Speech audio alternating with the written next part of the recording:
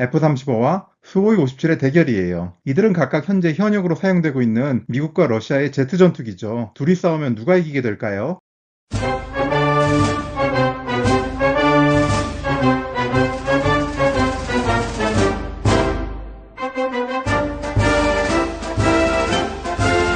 여러분 안녕하세요. 파워엔의 권파파예요.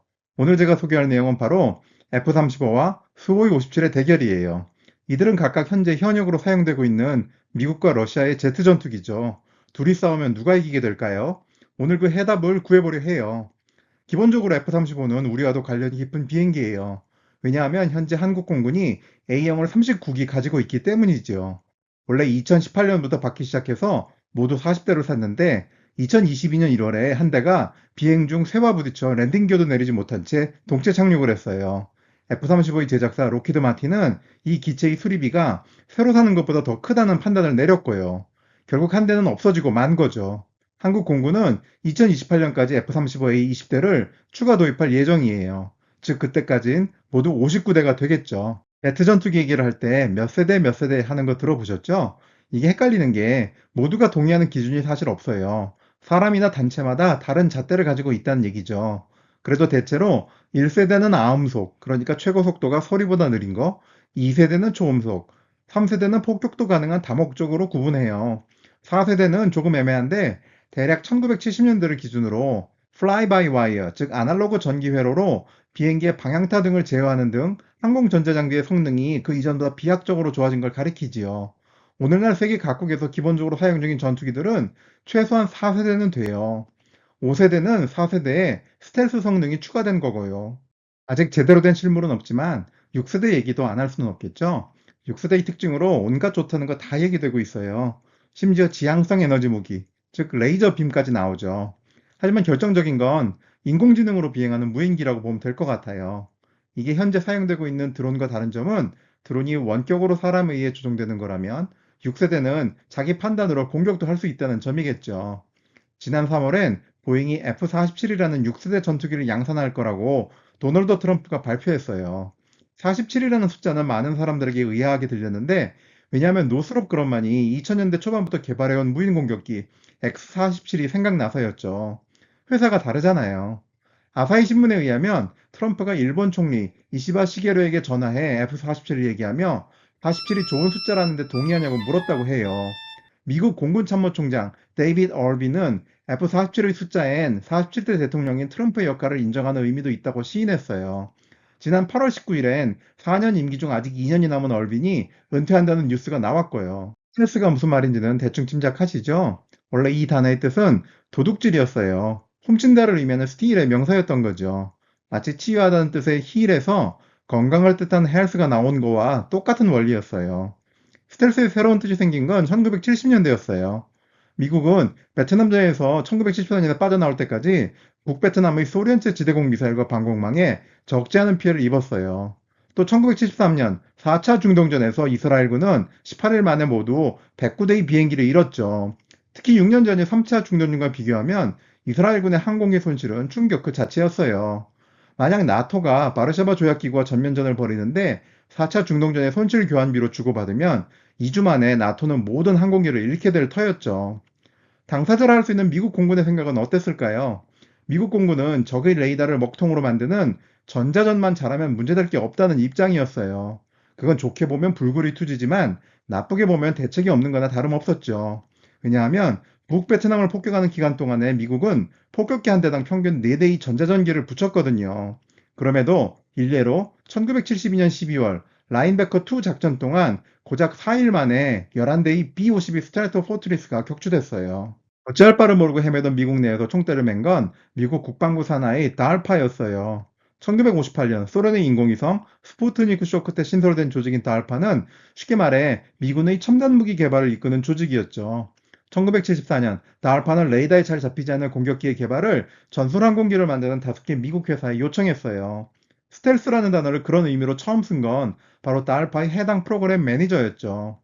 그중 A10 썬더볼트를 만든 페어차일드와 F-14 톰캣을 만든 그러머는 관심 없다고 답했어요. F-16 파이팅 팰컨을 만든 제너럴 다이나믹스는 전자전 기술로서 해결 가능하다는 동문서답을 했죠. 재료와 형상을 언급한 진지한 답변을 보낸 건 F-15 이글을 만든 맥도넬 더글라스와 F-5 프리덤 파이터를 만든 노스롭 뿐이었어요. 달파는 맥도넬 더글라스와 노스롭에 돈을 주면서 스텔스 개념을 좀 더 상세하게 다듬으라고 요구했죠. 그런데 초대받지 못한 한 회사가 우연히 그 소식을 듣고 뒤집어졌어요. 너무 분해서였죠. 그 회사가 미국 CIA를 위해 비밀리에 비행기를 개발하면서 비슷한 경험을 이미 했던 뒤였거든요. 다만 그런 비행기 존재 자체가 기밀이라 미국 국방부도 몰랐던 거였어요. CIA의 허락을 받은 그 회사는 달파에 탄원했고 결국 자비를 들여 프로젝트에 참가하는 걸 허락받았죠. 그 회사가 바로 결국 세계 최초의 스텔스기인 F-117 나이트호크를 만든 록히드예요. 록히드는 나중에 1994년 마틴 마리에터와 합병해 현재의 록히드 마틴이 되었고요. 그럼 이제 본격적으로 F-35와 수호이 57 이야기를 해볼까요? 두 기체 모두 5세대라는 타이틀을 가지고 있어요. 다시 말해 스텔스기라는 얘기죠. 그렇다고 차이가 없는 건 아니에요. 그렇다면 과연 진짜 강자는 누구일까요? 두 비행기는 출발점이 우선 달라요. 미국은 1990년대부터 이른바 네트워크 중심전 개념을 추진해 왔어요. 여러 무기가 데이터를 공유하면서 하나의 유기적인 전투 시스템으로 움직이는 구조지요.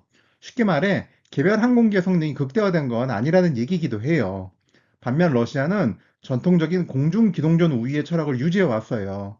1대1 공중전에서 승리할 수 있는 마치 미확인 비행물체가 생각나는 극한의 기동성을 추구해 왔다는 얘기예요. 즉 둘은 기본적인 발상부터 차이가 커요. 그게 전부일까요? 둘은 스텔스를 바라보는 시각에서도 차이가 있어요. 가령 F-35는 방향과 무관한 스텔스 성능을 추구해요. 물론 스텔스 성능이 방향에 따라 전적으로 똑같지는 않아요. 완전한 구체로 만들지 않는 한 그런 건 불가능해요. 그래도 F-35는 전면은 물론이고 옆이나 뒤 혹은 위나 아래 방향의 레이더 단면적도 줄이려고 애를 썼어요. 즉 어느 쪽에서 보더라도 레이더에 잘 잡히질 않는 걸 의도한다는 의미예요.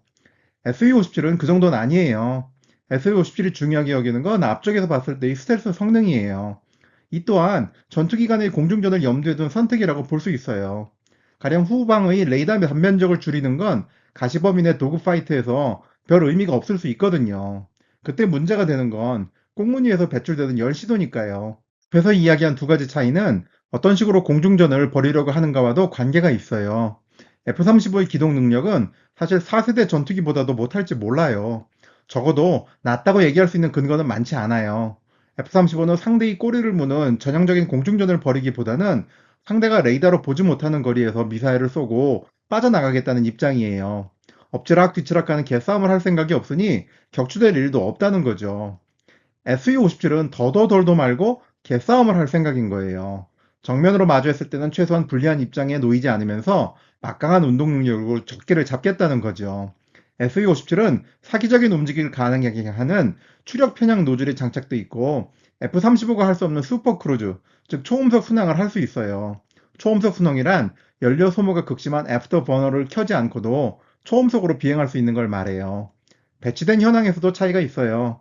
2006년에 초도 비행을 하고 2015년부터 배치되기 시작한 F-35는 미국을 포함해 20개국에서 900대 이상이 운용되고 있어요. 반면 2010년에 초도 비행을 한 SU-57은 2020년에 최초로 배치됐고요. 금년 4월 영국의 전략문제연구소는 러시아 군권의 수호이 57 보유 대수를 19대로 평가했어요. 그리고 현재는 아니지만 아프리카에 있는 알제리가 SU-57의 수출형을 금년 중으로 받기 시작할 예정이에요. 그렇다면 두 비행기가 대결한 적이 있었을까요? 둘 사이에 대결이 있었다는 얘기는 찾아보기 어려워요. 그게 그런데 전투가 없었다는 확실한 증거라고 볼 수는 없어요. 과거 미국과 소련이 해온 일들 때문이에요. 가령 소련은 한국전쟁 때 직접 참전하진 않았지만 소련 공군 비행사들이 북한군과 중공군 휘장을 단 미그 15를 몰고 미군 전투기들과 공중전을 치렀죠.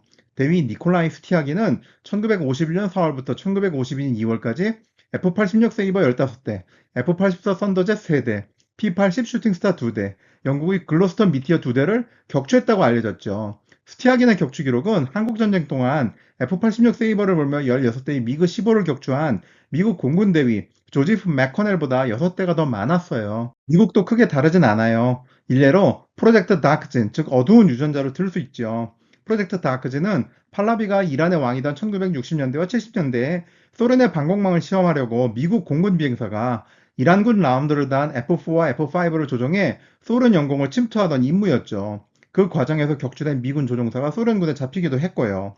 대략 4대가 격추됐다고 알려져 있지만 이런 작전의 성격상 실제로는 그보다 많을 수 있어요. F-35가 실전에 투입된 사례는 없지 않아요. 가령 미국 해병대는 2018년 F-35B로 아프가니스탄을, 2024년 11월엔 예멘을 폭격했죠. 미국 공군도 2019년 이라크 내 IS 점령 지역을 폭격했어요.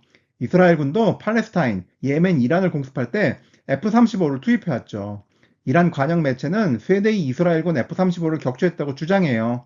이스라엘은 이를 부인하고 있지만요. 둘이 직접 대결했다는 증거는 없지만 둘 간의 대결을 상상해 볼 수는 있어요. 서로 탐지가 쉽지 않은 가시범위 바깥에서라면 F-35가 유리할 거예요. 먼저 상대를 발견하고 레이더 유도 미사일을 날릴 가능성은 F-35가 높아요. 단 그 사거리는 AIM-120 암람의 유효 사거리인 50km가 한계죠. 또 아무리 시뮬레이션으로 높다고 해도 실전에서 중장거리 미사일의 격추율은 20% 내외예요. 먼저 보는 게 전부는 아니라는 얘기죠. 만약 F-35가 선방을 날렸음에도 수호의 57의 격추에 실패하고 이어 개싸움에 들어가면 수호의 57이 유리할 거예요. 어쩌면 F-35의 희망은 가진 레이더 유도 미사일을 일제히 다 쏘고 재빨리 도망치는 쪽에 있을지 몰라요. 그러고 보면 앞에서 얘기한 실전 사례들이 예증하듯 F-35는 전투기를 가리키는 파이터, 즉 F로 분류됐음에도 공격기에 가까워요. 이는 최초의 스텔스기인 F-117 때부터 이어져 내려오는 기묘한 전통이죠. F-117은 워낙 항공역학 관점으로 불안정한 기체라 개싸움, 즉 근접 공중전에 필요한 기동이 아예 불가능해요. 언젠가 전 세계를 적으로 돌릴 가능성도 염두에 두고 있는 미국은 그래서 제공 전투기인 F-22는 다른 나라에 절대 팔고 있지 않죠. 혹시 타국이 도전해 오더라도 큰 문제 없이 제압할 수 있다고 판단하는 F-35만 팔고 있어요. 트럼프는 F-47을 이야기하면서 우방이 언젠가는 동맹국이 아닐 수 있기에 사양을 낮춘 걸 팔겠다고 속 시원히 얘기했어요. F-35와 Su-57은 지난 2월 에어로 인디아, 즉 인도 에어쇼에 나란히 참가했죠. 여러분은 F-35와 수호이-57이 직접 대결하면 어느 쪽이 이길 것 같으신가요? 오늘 이야기 어떠셨나요? 그럼 여러분 나중에 다시 만나요. 권빠빠이 파워 앤!